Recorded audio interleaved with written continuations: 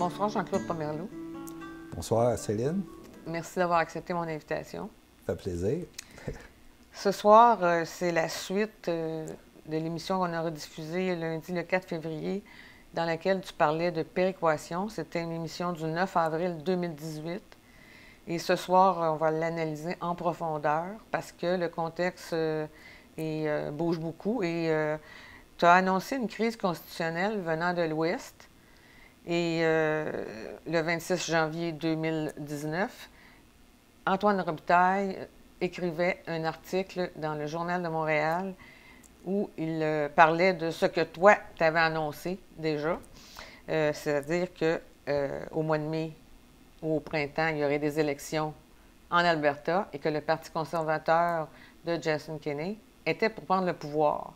Et si ce parti-là prenait le pouvoir, selon toi, il y a 90 d'appui, 80 à 90 d'appui. Le Parti conservateur était à 70 d'appui au moment où on faisait cette émission-là. OK. Mais ce qui a un appui beaucoup plus large encore, c'est une des propositions de son programme. Alors, cette proposition-là, c'est l'article D3 du programme du Parti conservateur qui dit qu'une fois au pouvoir, les conservateurs promettent de tenir un référendum par lequel l'Alberta forcera le gouvernement fédéral à ouvrir une table de négociation dont le sujet sera l'abrogation de l'article 36 de la Constitution de 82, soit le programme de la péréquation.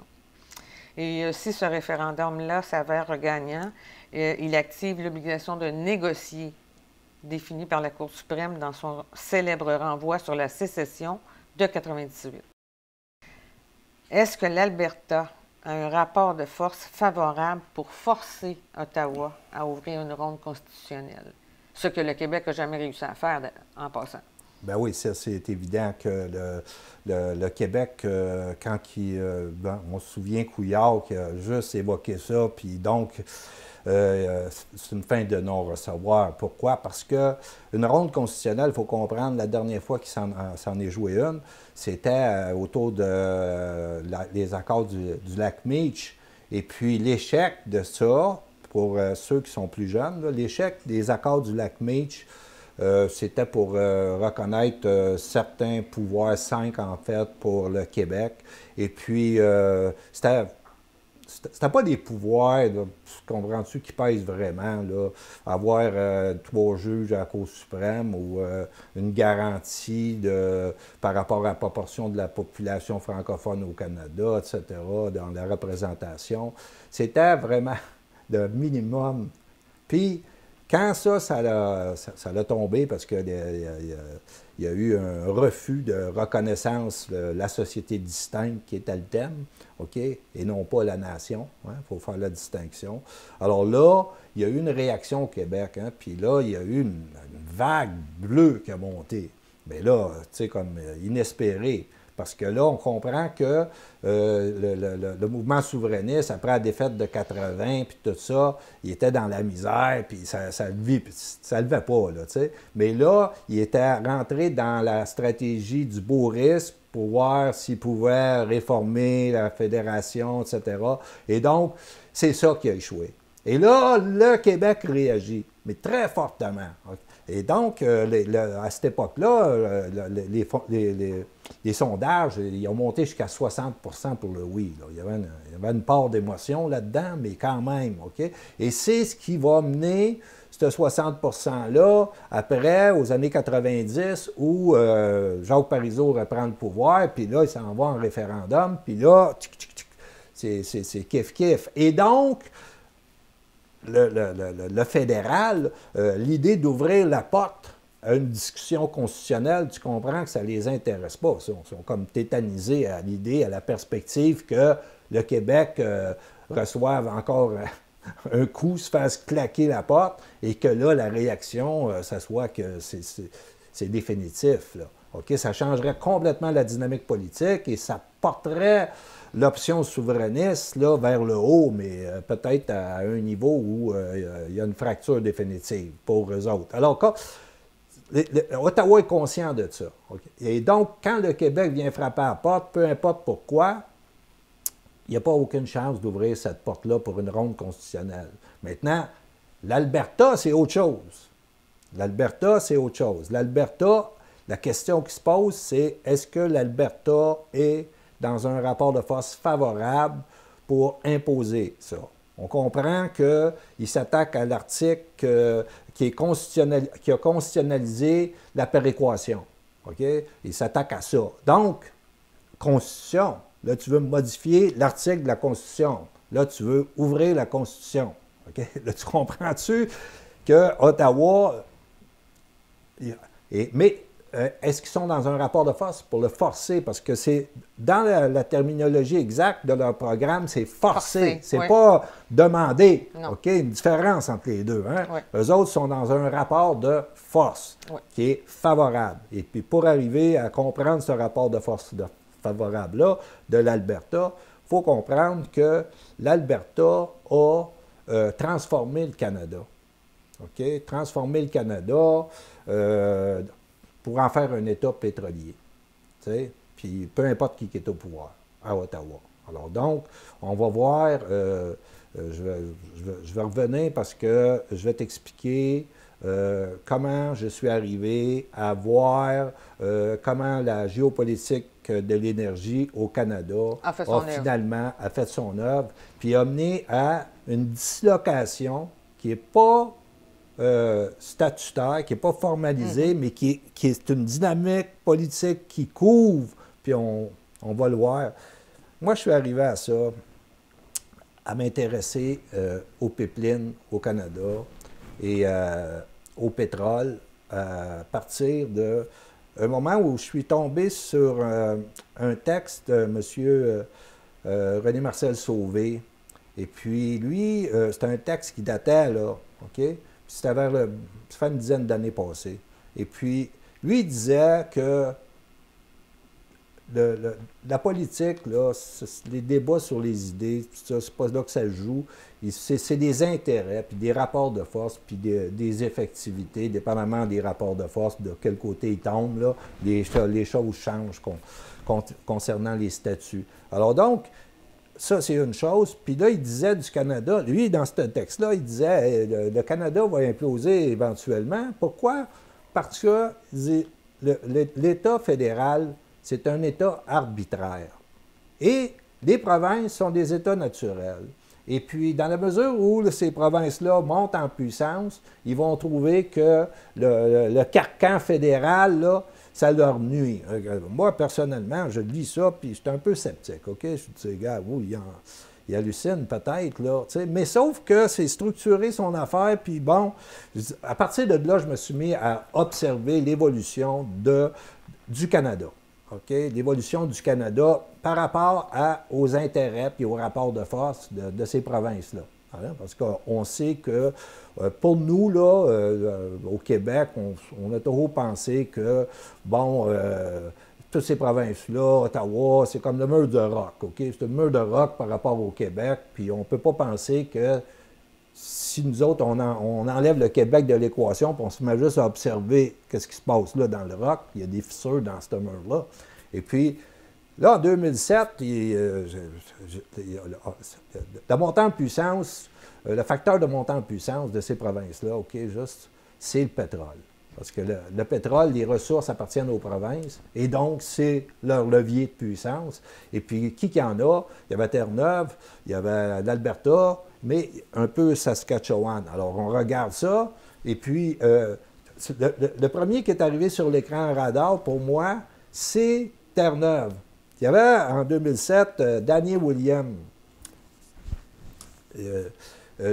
Lui, c'est un conservateur, puis à ce moment-là, il est en train de négocier pour sa province une participation dans un projet pétrolier offshore. Okay? Mais là, le monde, il disait, regarde, toi, Terre-Neuve, t'as pas d'affaire avec le géant là, du pétrole, puis là, Ottawa, puis qu'est-ce que tu sais? Lui, il dit, non. Il dit, moi, je veux une participation. Puis il dit, garde, il n'y a rien qui va se faire si moi, je n'ai pas ma participation. Fait que là, le clash est arrivé là. Fait que là, il est en train de défendre ses intérêts, lui-là. Puis, à un moment donné, il se pogne carrément avec Ottawa. Et puis là, ça brasse un peu. Puis là, il fait descendre les drapeaux du Canada dans sa province partout, à terre. Hop! Puis là, les journaux de Toronto, le Globe and Mail, disent, oh, il se passe, c'est quoi son affaire? Méchant insulte, le Québec n'a jamais fait ça dans ses querelles avec Ottawa, tu sais. Là, il envoie un journaliste de Toronto, de Globe and Mail, là-bas, puis il rencontre Daniel William, puis Daniel William, il dit 3-4 affaires. Il dit, moi, je veux me comporter comme le Québec, du temps de la Révolution tranquille. Puis il dit, ma devise, c'est « Master in our own house ». Maître chez nous, de Jean Lesage. Puis il dit, j'étais un patriote.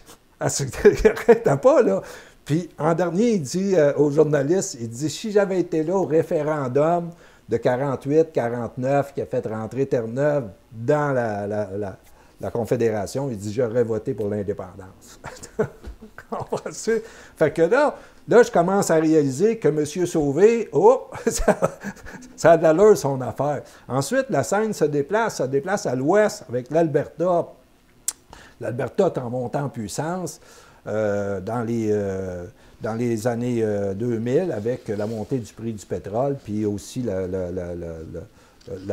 l'augmentation du développement de la ressource. Fait qu'à un moment donné, il commence à...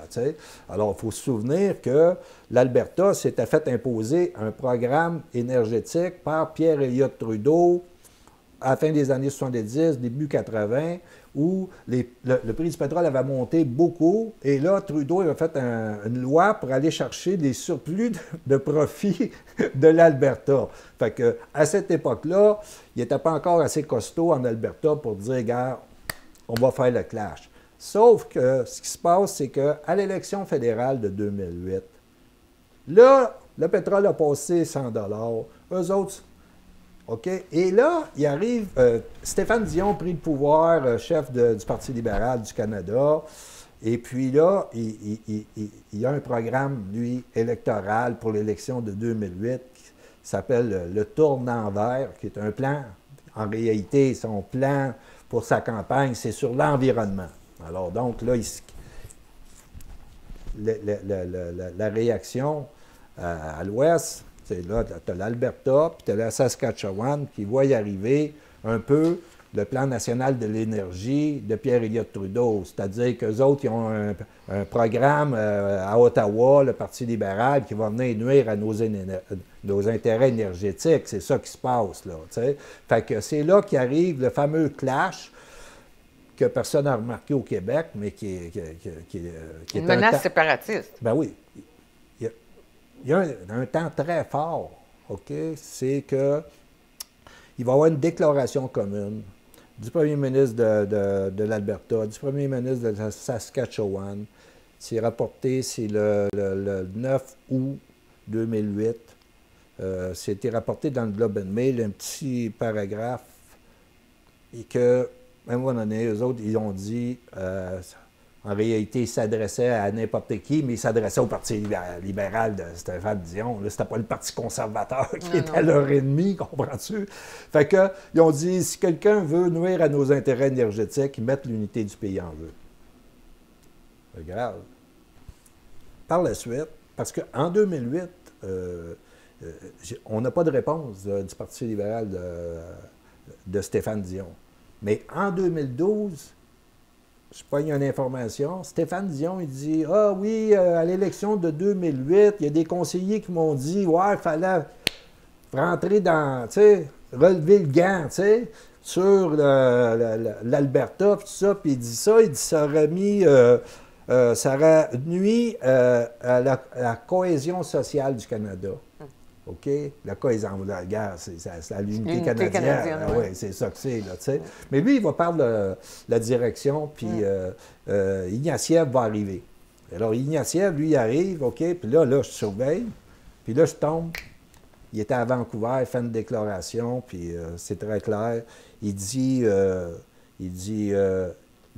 les politiques énergétiques sur le pétrole sont liées à l'unité nationale. Il prend acte. Ben oui, là, tu vois bien qu'il a compris le message, là, puis il l'a reçu, puis regarde, il n'est pas question de brasser l'Alberta ni la Saskatchewan. T'sais.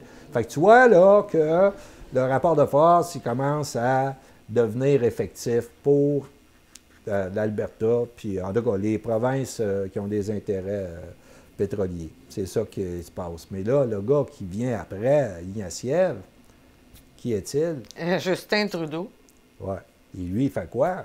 Bien, lui, il va jusqu'à renier le programme de son père. Bien, c'est parce que, oui, là, il était... À la course de la direction. Il était à la course à la direction du Parti libéral, OK? Oui. On comprend qu'il y avait toute une machine qui allait l'emmener là. Oui. Et puis, la première chose qu'il fait, c'est qu'il s'en va à Calgary. OK? Et là, il va faire une déclaration à Calgary concernant... Tu l'as, cette déclaration-là? Oui, parce que toi, entre-temps, en 2008, tu y avais posé une question, hein? Oui. Monsieur Trudeau, êtes-vous prêt à assumer le rapport de force avec l'Alberta pour imposer le plan vert de votre parti? Ben oui, parce que j'ai posé la question, parce que je l'ai croisé Oui. au marché Jean Talon. Oui. Il se promenait pour parler au monde, tout ça, puis je l'ai arrêté, puis j'ai demandé ça. Parce que là, je voyais qu'il y avait un plan dans l'environnement, Parti libéral du Canada, puis que là, l'Alberta, moi, j'avais Sauvé dans la tête, là, M. Sauvé. Tu comprends? Exactement, avec ben ouais, le... Oui, j'ai dit, attends une minute, j'ai dit, il va y avoir un match certain. Certain. Fait que là, je pose la question à lui, puis là, j'ai dit, est-ce que le Parti libéral est prêt à assumer un rapport de force avec l'Alberta pour imposer le programme sur l'environnement? Il ne m'a pas répondu, tu sais. Sa réponse est venue plus tard. Oui, mais j'ai relancé. Oui. Parce que j'ai dit, êtes-vous prête à assumer l'héritage de votre père? Exactement, oui. Qui avait, en 1900, imposé le Programme national de l'énergie. Là, il dit, non, il va... J'attendais un « Just Watch Me », tu sais. Il n'est pas venu, tu sais. Mais on a sa réponse, parce que là, en 2012, quand il rentre... Ben oui, il a répondu, lui. Là, il a répondu. Là, il a répondu à la question que j'ai posée en 2008. Très clairement, là. dans Cyberpresse, le programme énergétique national était une mauvaise politique pour l'unité nationale, a reconnu Justin Trudeau à Calgary. C'était la mauvaise manière de gouverner dans le passé. C'est mauvais aujourd'hui et ce sera mauvais dans l'avenir. Donc, c'est ça. Donc, il fait un acte de reddition face à l'Alberta. Oui. OK? Le rapport de force, OK? Et il renie l'héritage de son père. Oui. OK? En 2 phrases, il a fait ça, là. Et cela marque la fin de la doctrine politique d'un gouvernement central fort qui dicte aux provinces ses volontés, au moins aux provinces pétrolières. Ben oui, rapport de force, OK? Montant en puissance, OK? On est dans les intérêts, des rapports de force. C'est de même, il faut comprendre ça. Alors donc... C'est Alberta qui prend le contrôle du gouvernement central. C'est ça, et c'est là qu'il impose le fait que, gars, oublie tes programmes sur l'environnement, là, gars, le Canada est un État pétrolier. OK? Donc, le rapport de force de l'Alberta est favorable pour changer le statut, l'effectivité, OK, du Canada comme, tu sais, le géant vert, oublie ça, là, regarde, tes bottes dans le pétrole, puis dans le sable bitumineux, puis tu sors pas de là. Bien, c'est des intérêts énormes, hein? C'est des intérêts énormes. Il y avait une étude de 2011 autour de ça, où il projetait sur 30 ans, là, tu étais dans 2-3 000 milliards de potentiel économique. C'est la 2e réserve de pétrole non conventionnel au monde qui est là. OK? Alors, leur problème, c'est que c'est un pétrole qui est enclavé. Et donc, pour augmenter la production, il faut qu'ils le sortent. Et puis, ça prend des pipelines. Et même s'ils n'augmentent pas la production, il y a un escompte parce qu'ils ont juste un client pratiquement, c'est les États-Unis. Et donc, le client, il l'attend dessus. Et donc, au mois de novembre dernier, juste sur le rabais qu'ils devaient consentir pour vendre le pétrole il était à 15 $, là. Tu sais, le baril, là, il perdait 80 à 100 millions par jour. Alors, on comprend que les gens en Alberta, au moment où, tu sais, t'envoies l'économie de l'Alberta, t'envoies le prix du pétrole, hein? Oui. OK? Alors, donc, et là, le prix du pétrole est bas, l'escompte, OK? Puis donc, c'est une mono-économie, si on veut. Tu sais, tout tient à cette ligne portante-là qui est le pétrole. Tu sais, ça l'entraîne, quand la business va mal, ça l'entraîne tout, l'immobilier, puis toutes les entreprises autour de ça. Quand les investisseurs se retirent ou ils se décident d'attendre, etc., regarde. Fait qu'eux autres, là, à cause de ces baisses-là, ils ont l'autre année d'avant, OK, leur déficit à 10 milliards, déficit, budget provincial. Cette année, 8 milliards. OK, regarde, si tu projettes ça au Québec, par rapport à la population, tu es à 20 milliards dans ces eaux-là de déficit là, par année. OK? Donc, il y a le problème qu'ils ont. Tu sais, il y avait le bureau parlementaire du budget, là, que si ça reste comme ça, là, ils se projettent dans le futur, là, la province d'Alberta n'est pas viable économiquement. Ouais, Qui aurait pu penser ça? Ils sont en grande difficulté en ce moment. C'est ça. Et donc, leur intérêt de sortir leur pétrole pour l'emmener au niveau de la mer. Au niveau de la mer, tu as les prix internationaux. Tu sais? Seashore, c'est le prix international. Okay. Fait que, puis là, ça, regarde, c'est capital pour eux autres. Oui, fait qu'il faut comprendre là, que eux autres, ils veulent sortir leur pétrole, OK? Et ils ont un problème de résistance et que pour eux, le gouvernement de Trudeau, même s'il achète des pipelines, OK, il n'en fait pas assez. OK? Même s'il change la réglementation, même s'il va acheter des trains pour transporter le pétrole par train, parce que c'est dans les cartes, OK, il n'en fait pas assez. OK? L'Alberta est encore en déficit. C'est ça. Puis là, il faut comprendre que l'Alberta braque Trudeau, tu sais, pour qu'il accouche. OK? C'est dans ce contexte-là qu'arrive la fameuse rencontre des premiers ministres à Québec, et puis que là, Legault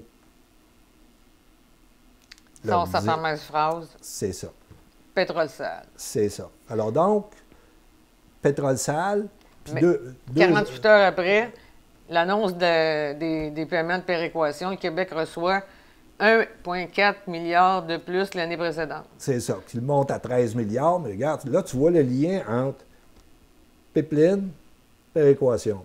Pipeline, péréquation. Pipeline, péréquation. Et on voit pourquoi l'Alberta est montée aux barricades. C'est ça. Et donc, là, on comprend que pourquoi ils ont dans leur programme, en Alberta, gare, péréquation. Puis pourquoi référendum? Parce que c'est pas dans leur culture, parce que le référendum leur permet d'utiliser la décision de la Cour suprême de 1998 qui force les acteurs à s'asseoir pour négocier de bonne foi. Alors donc, ouverture de la ronde constitutionnelle.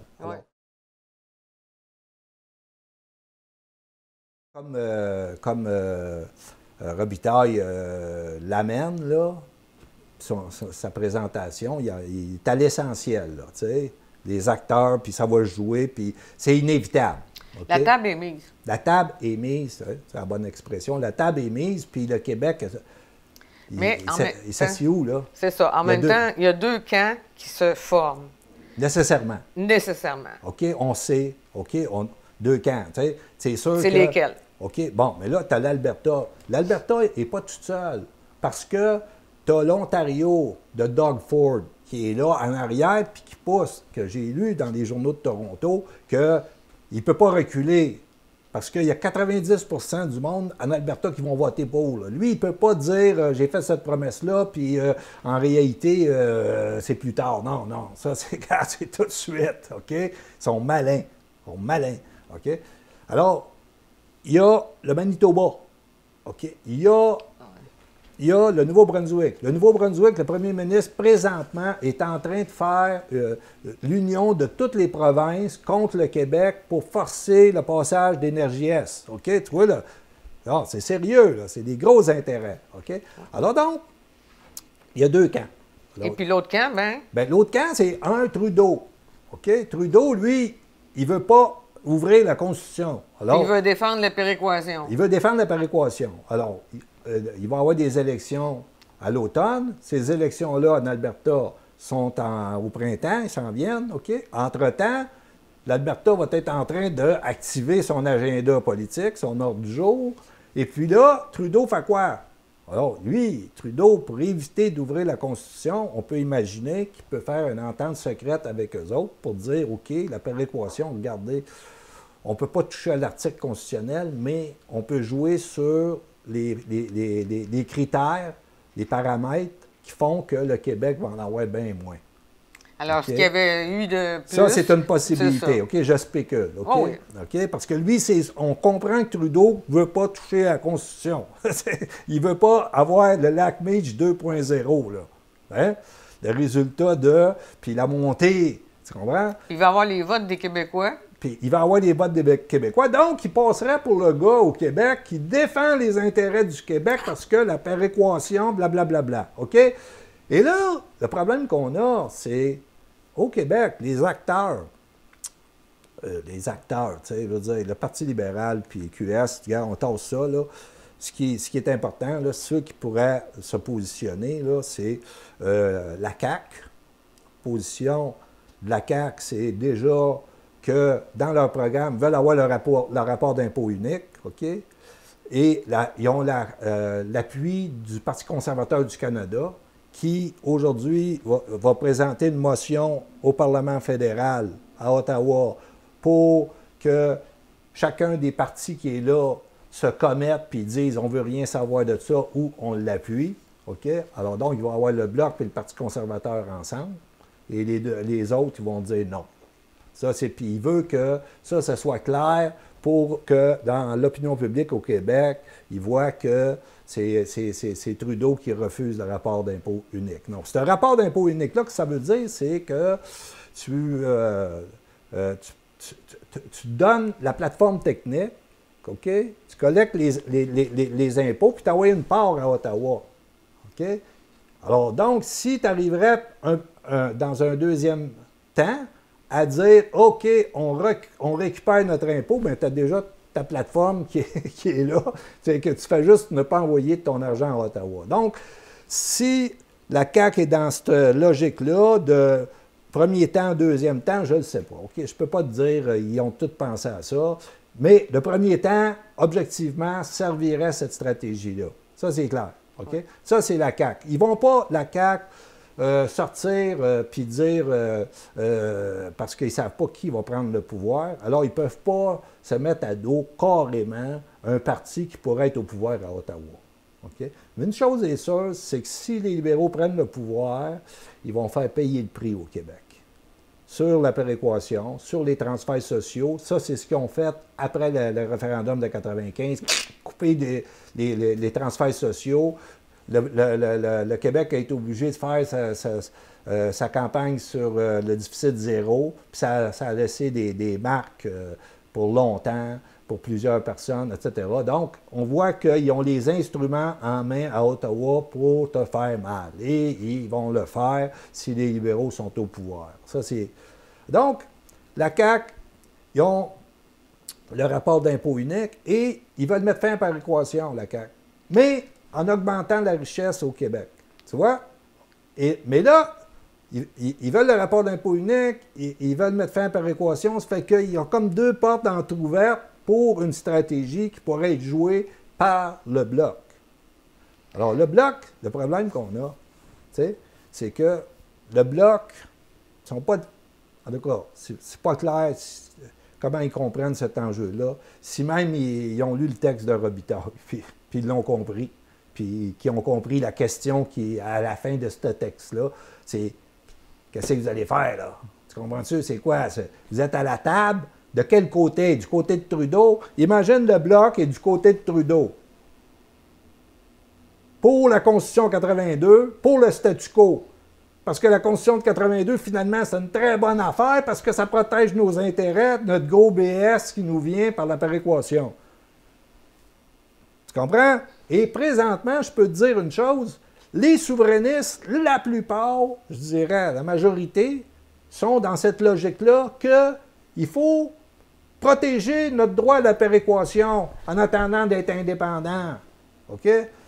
Puis, regarde, regarde, Jean-Martin Hossan. Jean-Martin Hossan. J'ai écouté une petite capsule à un moment donné où il parle de péréquation, puis qu'il dit oui, on a le droit à ça, puis il y en a d'autres pays qui l'ont, puis puis... il n'y a pas de honte à il n'y a pas de honte à avoir, puis le seul moyen de s'en débarrasser, là, c'est l'indépendance. C'est l'indépendance.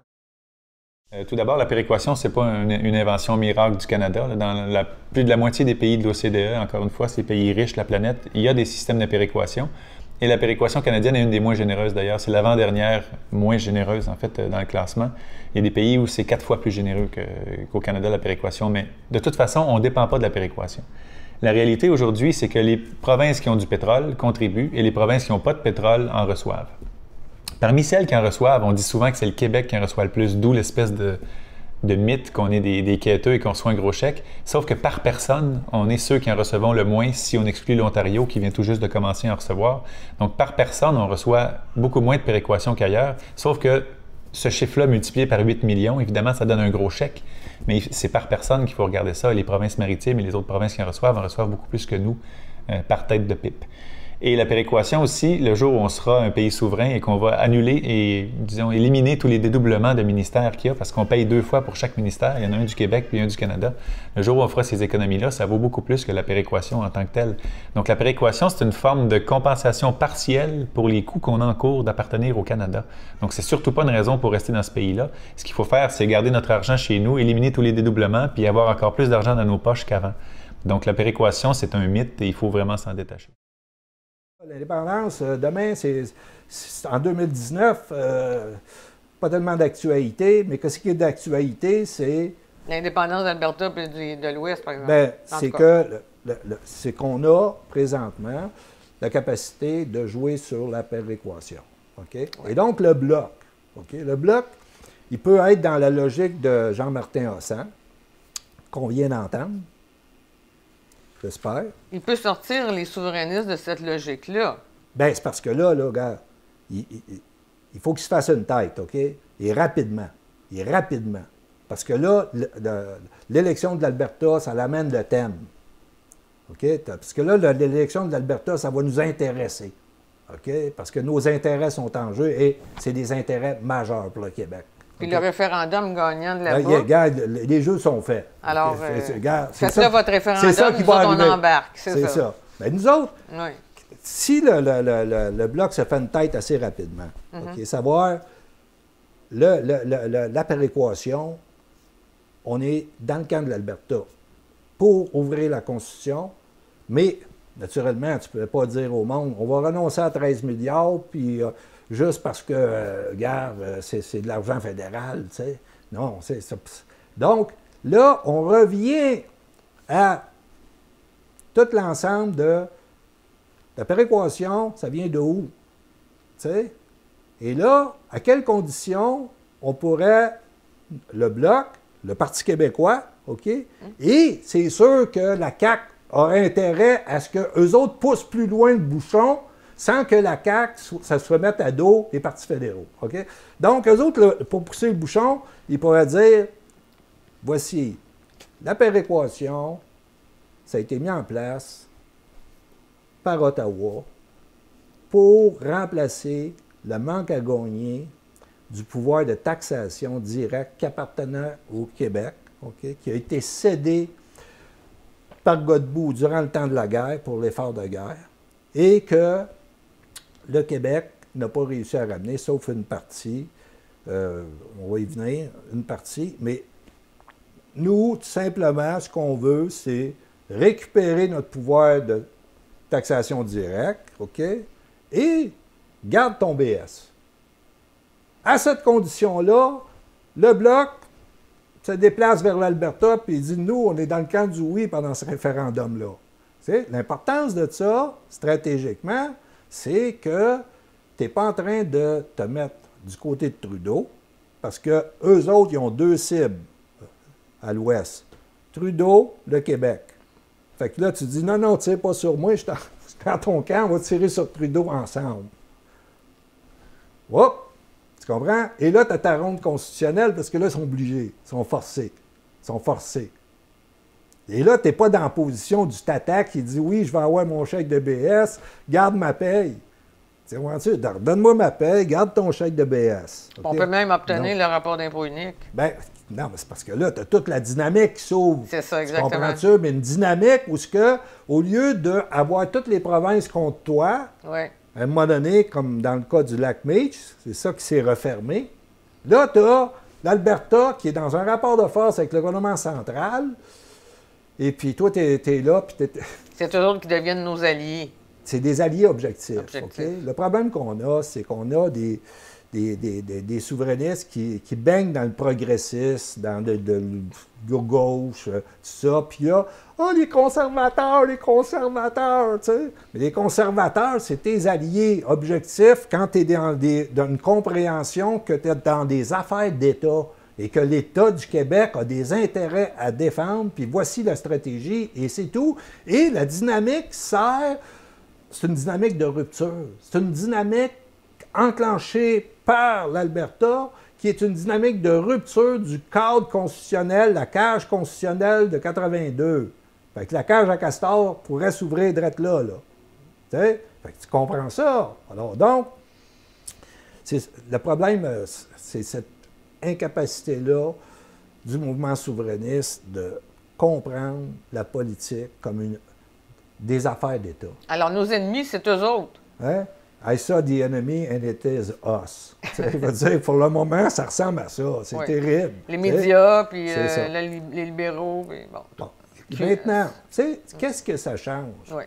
Hein? Parce que là, je pense qu'on s'approche du troisième bloc qu'on avait défini, qui était qu'est-ce que ça change? C'est à quoi l'impact du fait que le fédéral s'empare de cette capacité fiscale-là du Québec sous prétexte d'efforts de guerre, puis qu'il ne le ramène pas. Okay? Une centralisation de la fiscalité. La centralisation de la fiscalité, okay? C'est comme la centralisation politique. C'est deux volets qui participent à la centralisation, à la négation de la nation, parce que tu existes parce que tu as des moyens. Quand on t'enlève tes moyens, tu perds ton statut. Là. À un moment donné, c'est comme ça. Là, et avec ce qui se mijote dans l'Ouest, ils prennent de front ces deux moyens-là de négation. Oui. Alors donc, si on regarde, là, on a eu une chance, puis ça n'a pas été rapporté, là. C'est que, tu sais, dans le cadre du 150e du Canada, là, il y a beaucoup de thèmes qui ont été ramenés. Et parmi ces thèmes-là, le Globe and Mail a ramené justement le 150 ans de fiscalité au Canada. Oui. Et là... L'évolution des finances du gouvernement fédéral depuis la Confédération. C'est ça. Oui. Puis il y a deux choses absolument incroyables qu'on peut voir. C'est des graphiques. On voit que l'impôt personnel devient la principale source de revenus et compte pour à peu près 51 du revenu total de l'année 2017. Pour Ottawa. Pour Ottawa, évidemment, le gouvernement fédéral. Puis dans le côté des dépenses, on voit que de 1957 à 2017, les transferts aux provinces passent de 20 à 50 des dépenses du gouvernement fédéral. Ça, c'est la péréquation. C'est ça. Et là, tu vois qu'il y a 3 programmes comme ça qui se sont articulés, la santé, les transferts sociaux, puis la péréquation. Ça, c'est tout sur dans les juridictions du Québec. Tu peux pas bouger. Faut que tu demandes, oui, puis toi, qu'est-ce que tu vas faire, puis moi, qu'est-ce que je vais faire, tu comprends-tu? Et ils nous imposent, tu comprends, leur politique. Puis cette politique-là, c'est une politique de déstructuration de la nation. Absolument. C'est ça. Oui. Et puis, donc, on voit que l'argumentaire, pourquoi que les souverainistes ne s'intéressent pas à ça, ils sont passés à côté de ça, alors que ça aurait dû leur sauter dans le visage, c'est qu'ils se disent, regarde, si on récupère des impôts, on met fin à la péréquation, l'argumentaire, c'est que des souverainistes, genre Martine Ouellette, aide le Canada. On est en train d'améliorer le Canada. Améliorer, oui. Et donc, on nuit à l'argumentaire pour un référendum. Tu comprends? On a eu l'occasion d'en parler, c'est ça. Alors, pour eux autres, là, si tu fais ça, tu améliores le Canada, puis là, tu nuis à l'argumentaire dans le cadre d'une logique référendaire. OK? Qu'on connaît très bien, puis qu'on sait très bien que c'est... C'est ça. Le référendum, j'ai fait une vidéo là-dessus, la fin du référendisme. Le référendum ne mène pas à la souveraineté gagnante. Non. OK? Et notre droit à l'autodétermination est une fiction politique. Exact. C'est mon dernier Oui, vidéo. OK? Je le documente, ça. absolument. OK?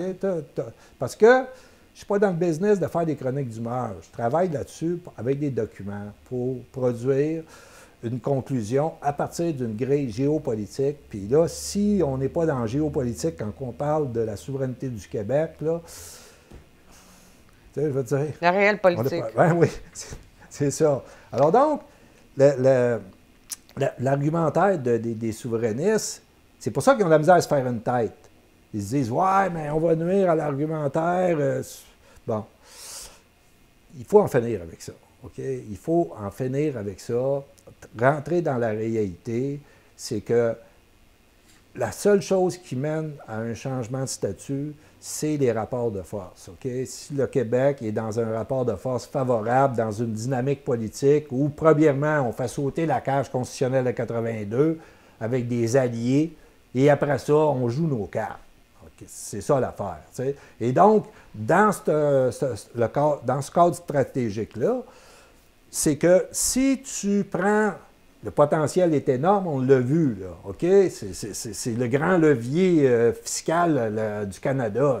Alors, si tu le prends, tu le enlèves, puis tu l'amènes au Québec, tu viens de changer l'équilibre dans les rapports de force, j'espère. Et là, tu es dans une dynamique qui est favorable à. OK? On ne dit pas que ça peut y arriver, mais au moins, objectivement, tu es dans une dynamique favorable pour mener à ça. Il faut, pour juste avoir une idée de l'impact que ça pourrait avoir, il faut revenir à Duplessis. Maurice Duplessis. Parce que Maurice Duplessis, il avait compris la game. Et lui, c'est un animal politique, puis lui, il va se battre. Il va se battre. Je veux dire, pour lui, c'est existentiel. Pour lui, l'impôt, c'est la liberté. OK? C'est l'autonomie. L'autonomie, pour lui. Et puis, pour Daniel Johnson, c'est ce qui mène au droit réel à l'autodétermination. Et c'est ça qui ouvre la porte réellement dans la vraie vie et non pas dans la vie rêvée comme on a dans le mouvement souverainiste depuis 50 ans. Okay? Oubliez la vie rêvée, là, la réalité, c'est Duplessis. Puis là, c'est un collectif sur Duplessis qui est à peu près ce qui a été fait de mieux.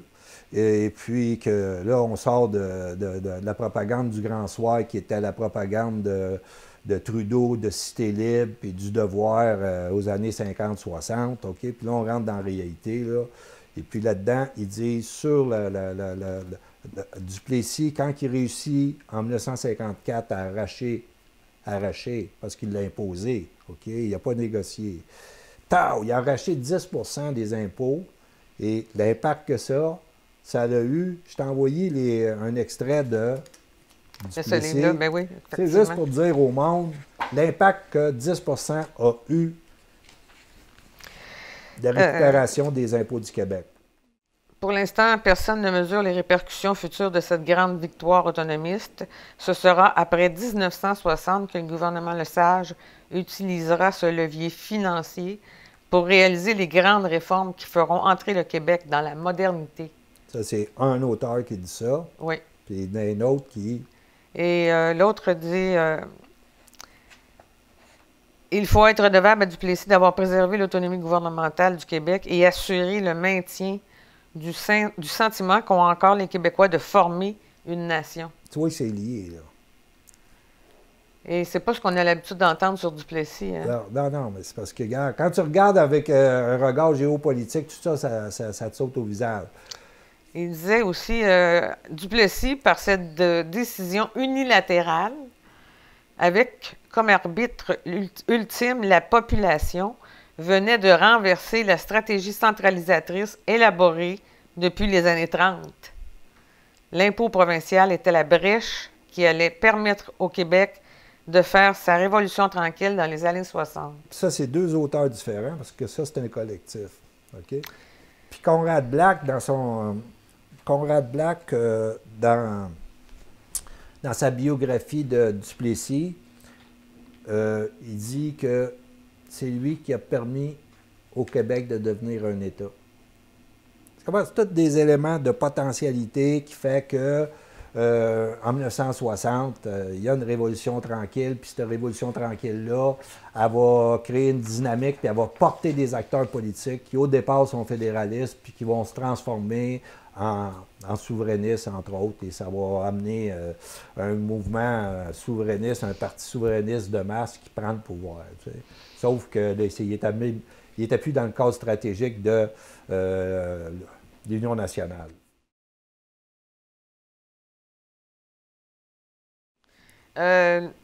C'est ça. Alors, on a vu que il y a des experts qui nous disent que la péréquation n'est pas près de disparaître et l'intérêt du fédéral, des trudeauistes, pour la péréquation, c'est qu'il constitue un puissant mécanisme de renforcement de l'unité nationale, n'est-ce pas?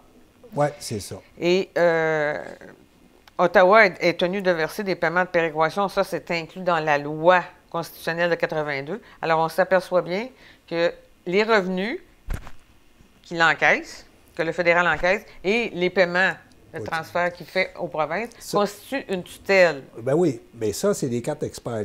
Une tutelle sur quoi? Une tutelle sur les juridictions. Parce que sur les juridictions. Quand ils disent, eux autres, ces experts-là, pour les politiques sociales, mais les politiques sociales, c'est de juridiction du Québec. C'est ça. Okay?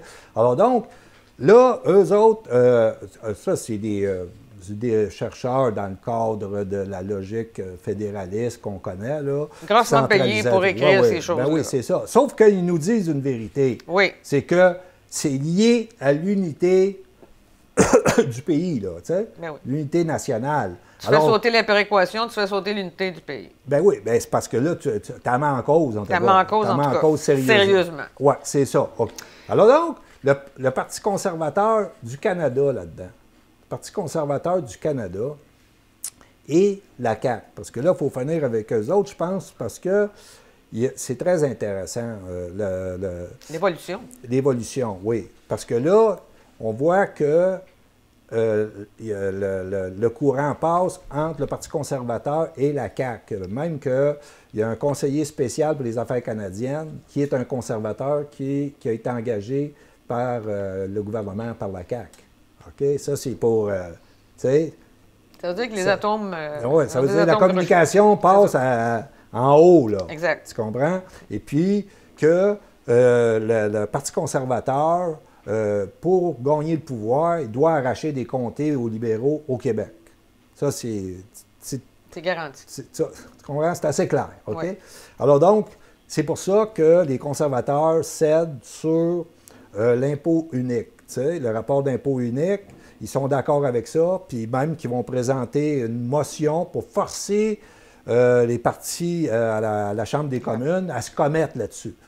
Alors, ils vont peut-être avoir le bloc, et puis ils vont avoir contre eux autres le NPD. Le NPD qui a reculé, il était d'accord au départ, mais que là, les syndicats leur ont dit « Oui, mais il va y avoir des jobs qui vont se perdre. » OK? Ils ont pogné à peur. C'est ça, ben regarde, c'est ça. Mais ils ne pèsent plus le NPD. OK? Là, le Parti libéral, il va dire non, pas question. D'ailleurs, ils l'ont dit, ils ont fait une déclaration, aujourd'hui, elle a été publiée. Donc, ils sont contre, OK? Et puis, le Parti conservateur doit, en même temps qu'il cède au Québec, il doit convaincre les gens de l'Ouest qu'ils cèdent au Québec pour avoir accès au pouvoir. Et de là, se mettre au service de la politique de l'Ouest beaucoup plus de façon proactive que Trudeau. C'est ça.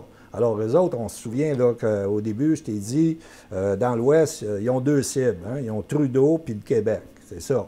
Alors, le Parti conservateur, il a intérêt à réussir.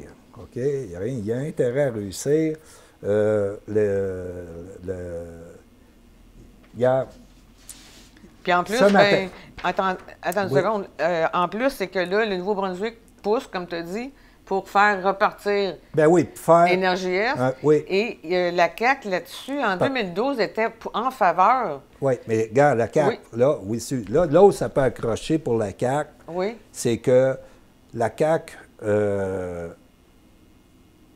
la CAQ, en 2012, OK, sur le projet Énergie-Est, qui est sur la table à ce moment-là, parce qu'il n'est pas sur la table. Non, il n'est pas sur la table. Il est sur la table politique, il n'est pas sur la table business. C'est OK? ça. Parce que les autres business sont stand-by, ils attendent, Oui. ils ne vont pas s'user sur une proposition que la route n'a pas été dégagée, là, OK, politiquement. OK? Alors donc, la CAQ, en 2012, quand cette proposition-là arrive, le Parti québécois est au pouvoir. Le ministre de l'Environnement, c'est Daniel Breton. Alors, Daniel Breton, il réagit, il dit oui. C'est ça qu'on va voir, si ça va passer. Oui, mais il dit grosso modo, on va voir les considérations sur l'environnement, puis tout ça. Et puis, il dit, c'est là qu'on va voir si on est maître chez nous. C'est ça. Guillemets, maître chez nous. Ouais. Et là, il y a une réaction de la CAQ par la voix de Bonnardel. C'est une déclaration hystérique. Oui, contre absolument. Breton. Oui. Il dit il nuit à nos intérêts, c'est des milliards d'investissements. C'est du dogmatisme. C'est un dogmatisme. Ah oui, c'est ça, le dogmatisme, tu sais, je veux dire. Puis là, c'est épouvantable. C'est un membre de l'Assemblée nationale qui doit défendre les intérêts du Québec qui dit ça. Là. Ben non, c'est ça. Puis là, il ne défend même pas la compétence du Québec sur l'environnement, rien. Le Bonnardel, lui, non, tu sais, je veux dire, il est prêt à aller pelleter pour creuser le... Mais c'est quoi qui a fait que... Entre-temps, oui. là, on est en décembre 2018, au moment où Legault fait sa fameuse déclaration avec les premiers ministres. Là, il les a d'en face. Oui, oui, oui. Tu sais, puis là, ils sont tous, là, gars, il les a tous eus contre lui, là, drette là. Ouais. Il a dit, ouais, ben ça, c'est de l'énergie sale. Oh, quand tu comprends que, en Alberta, quand tu dis votre pétrole, c'est de l'énergie sale, c'est la paix des insultes. OK? C'est la paix. Alors, donc, il y a un puis pour ajouter l'insulte à l'injure, l'injure à l'insulte, ils reçoivent 1,4 milliard de plus de péréquation payée par l'Alberta. Ouch! Ah ben oui, c'est de même ces personnes en Alberta, tu comprends? Là, on peut bien être haïs, là. Ben oui, c'est ça. Puis d'ailleurs, Legault dit, c'est à cause de la péréquation qu'on est haïs, parce qu'il y a un... Il faudrait s'en affranchir. Ben oui, parce qu'il dit... Ça nous rend vulnérables. Ben oui, parce qu'il commentait sur le sondage qui était sorti à l'effet que tout le monde...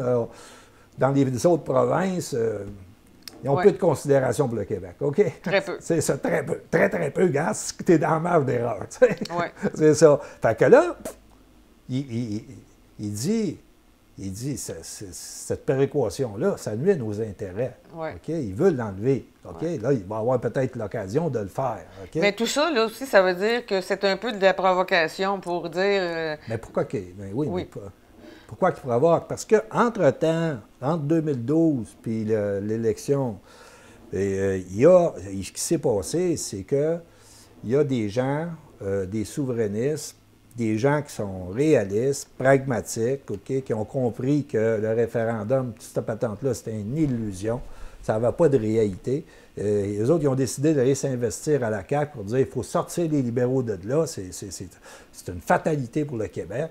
Et donc, là, à la CAQ, il faut être là comme une force d'influence. Sinon, ben, c'est des ex-libéraux qui viennent de changer leur véhicule de couleur, puis c'est la même Poutine qui va se poursuivre, tu sais. Fait qu'il y en a un bon nombre, là. Entre autres, Jean-François Simard, entre autres, Stéphane Gobeil, qui a fait un livre qui s'appelle « Un gouvernement de trop », où sur les finances publiques, il y a une parfaite maîtrise pour dire, regarde, si on n'est pas dans le Canada, on a ça, voici comment ça se passe, voici la différence, voici les colonnes de chiffres, comment ils brassent ça, ils maîtrisent ça parfaitement. Il a probablement évalué le contexte actuel, lui, puis... non, bien, tu sais, on ne sait pas jusqu'à où, parce qu'ils n'abattent pas leurs cartes, comme le Parti québécois, gars, je suis transparent, à quelle heure, gars, je vais te frapper, puis gars... Tu sais, ferme ta gueule, ferme ta gueule, c'est ça. Ouais. Alors donc, ils sont en arrière de ça. Alors, le Parti conservateur, et on revient au Parti conservateur parce que là, on est dans la lecture de M. Sauvé, OK? Lui, il dit, il y a le mécontentement, il y a les intérêts qui vont jouer, qui vont avoir un effet de dislocation jusqu'à, lui, il concluait sur le long terme à l'implosion du Canada tel qu'on le connaît. C'est un autre Canada qui apparaîtrait, mais celui-là, le Canada de 82. C'est ça. Alors donc, on a Supposons que le Parti conservateur ne prend pas le pouvoir, Mhm. que c'est encore Trudeau. OK? Ouais. L'aliénation de l'Ouest. Oui. OK? Là, ils n'ont pas de levier au fédéral, sauf Trudeau qui est vendu aux pétrolières, mais pour eux autres, c'est pas assez. C'est ça. OK? Et en plus, Trudeau, c'est le gros gouvernement. C'est le déficit. Puis eux autres, les conservateurs de l'Ouest, c'est de réduire le gouvernement. Oui. On comprend que si on est dans une dynamique où nous, on veut récupérer nos impôts, on renonce à la péréquation, vous avez raison, vous êtes fait abuser, on est d'accord avec vous autres.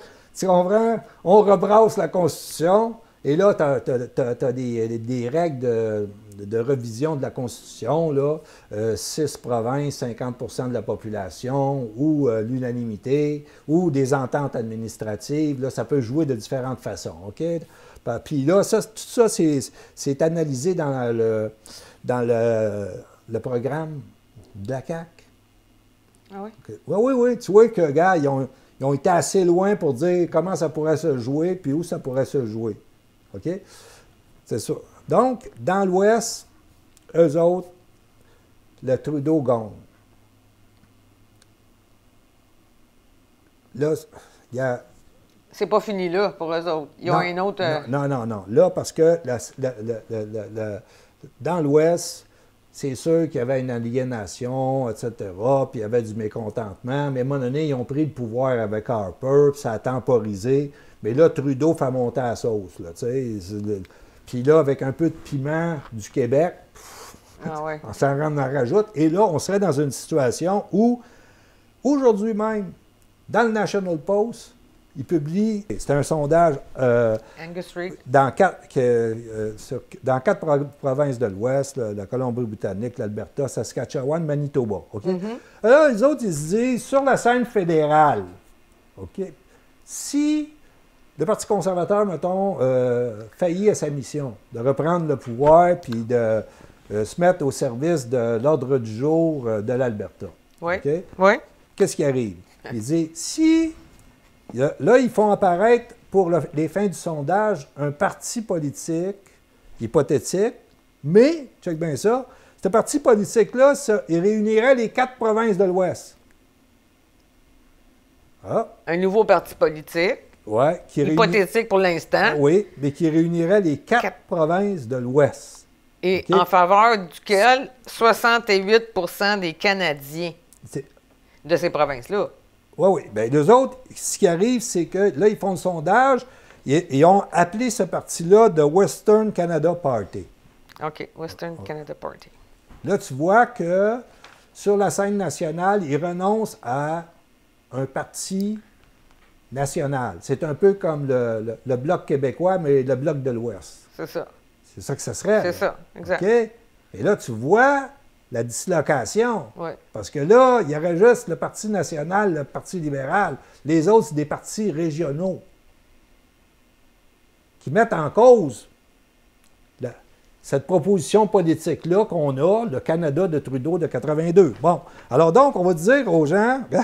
Non, c'est pas 68 des Canadiens qui sont en faveur du parti. C'est qu'ils pensent que l'Alberta ne se séparera jamais. Oui, c'est ça. Ils ne vont pas se séparer, sauf que si tu crées le parti Oui. The Western Canada Party, Oui. et là, le sondage révèle qu'il y aurait, à ce moment-là, plus d'appui dans les 4 provinces que le Parti conservateur national.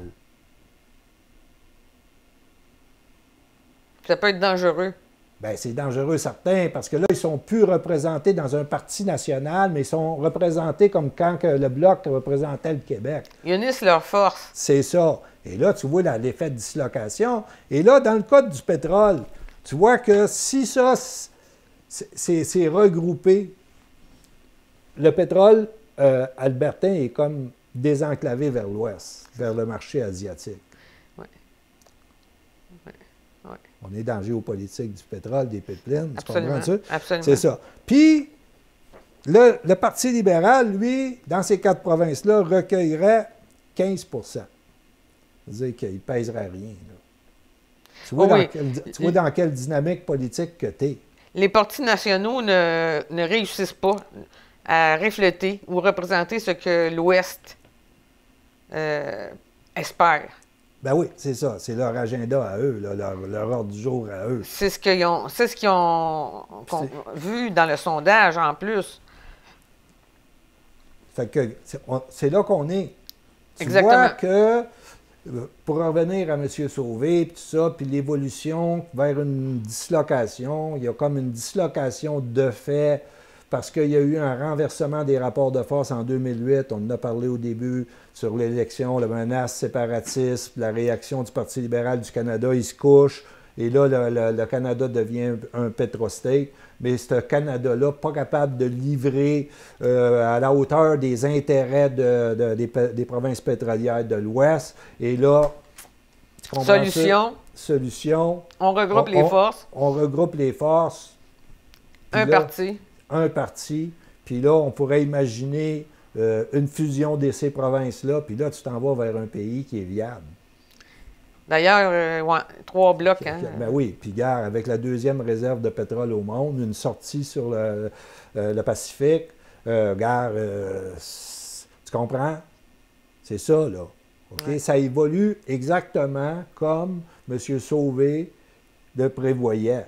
Ben Et là, puis, nous autres, avec la CAQ qui cherche le rapport d'impôt unique, il vient le jouer pouvoir de là-dedans, taxation, il vient mettre du piment sur la sauce, tu sais, je veux dire. puis il prévoit les coûts parce que la péréquation va tomber de toute façon. Ben, Trudeau va jouer avec ça. c'est évident que Trudeau, s'il prend le pouvoir, il va faire payer le prix au Québec Alors. pour dire à l'Ouest, garde, on va mettre le Québec à sa place, puis garde. Vous n'avez pas besoin de... Ça a toujours réussi, cette recette-là, Ben oui, oui. jusqu'à 2019, là où ça pourrait complètement changer, parce que là, les provinces anglaises de l'Ouest, puis là, on a le Nouveau-Brunswick qui est conservateur, qui pousse aussi. Oui. Fait que ces provinces-là se diraient, regarde, l'histoire de Trudeau anti-Québec, là, puis que nous autres, on se met derrière lui, là. On a 220 milliards en 8 ans de péréquation qu'on paye, on ne paye plus. Ah ben, c'est parce que là, ils vont dire, regarde, on a joué dans ce film-là, Oui, puis regarde, les résultats, là, sont pas là. c'est ça. OK?